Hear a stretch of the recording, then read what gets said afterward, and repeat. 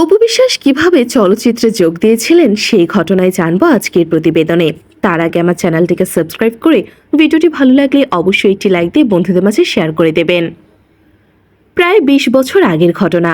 নাচের অনুষ্ঠান করতে বগুড়া থেকে মাঝে মধ্যে মায়ের সঙ্গে ঢাকায় আসতেন অপু বিশ্বাস। ঠিক তখনই এফআই মানিকের কোটি টাকার কাবিন সিনেমাতে অভিনয়ের প্রস্তাব পান অপু বিশ্বাস। যেই ছবি দিয়ে অভিনয় জীবন শুরু হয় এই ঢাকায় চিত্রনায়িকার। কোটি টাকার কাবিন ছবিতে শাকিব খানের নায়িকা হওয়ারই ডাক পেয়েছিলেন অপু। তখন শাকিব খানের খ্যাতি এখনকার সময়ের মতো না হলেও শাকিবের সঙ্গে পর্দা ভাগ করা একেবারে কম কিছুও ছিল না অপু বিশ্বাসের জন্য।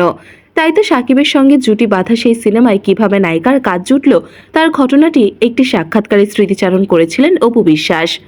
সোশ্যাল মিডিয়ায় ভাইরাল তার একটি ভিডিও। সেখানে দেখা যায় চিত্রনায়িকা অপু বিশ্বাস কোটি টাকার কাবিন ছবিতে কাজ নিয়ে গল্প বলছেন। সাক্ষাৎকারে অপু জানান, সিনেমাটির কাজ শুরু করার পরিকল্পনা নিয়ে ঈদের দিন শাকিবের বাসায় আলোচনা করা হয়।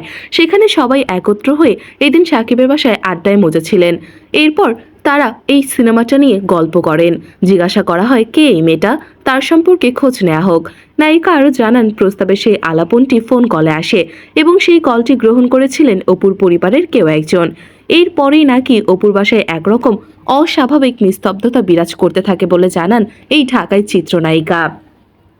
অপু বিশ্বাসের ভাষ্যমতে ওরা বলেছিলেন, আরে মেয়েটা তো দেখতে সুন্দর, কোথায় থাকে খোঁজ বের করো, বগুড়ায় থাকে, সেখানে কি করে ইত্যাদি জানতে চায়। এরপর ঈদের পরের দিন ফোন চলে আসে। সেই কলে বলা হয়, আমরা একটা কোটি টাকার কাবিন নামের সিনেমায় কাজ করছি, আপনার মেয়েকে ভালো লেগেছে, সে যদি ফুল ফ্রেমের নায়িকা হতে চায় তাহলে কাজটি করাবো। অপু আরও বলেন, এটা শুনেই আমার বাড়িতে যেন হরতাল, ধর্মঘট, স্ট্রাইক যা কিছু আছে তা চলতে থাকলো। বাবা আরেক ঘরে, মা আরেক ঘরে, মনে হচ্ছিল যেন বাড়িতে ডাকাত পড়েছে। প্রসঙ্গত ২০০৬ সালে শাকিব খান ও অপু বিশ্বাস জুটিবদ্ধ হওয়া সেই কোটি টাকার কাবিন ছবি ২০০৬ সালে মুক্তি পায় এবং মুক্তির পরই তাদের প্রথম ছবিতে এই জুটির বাজিমাত হয়।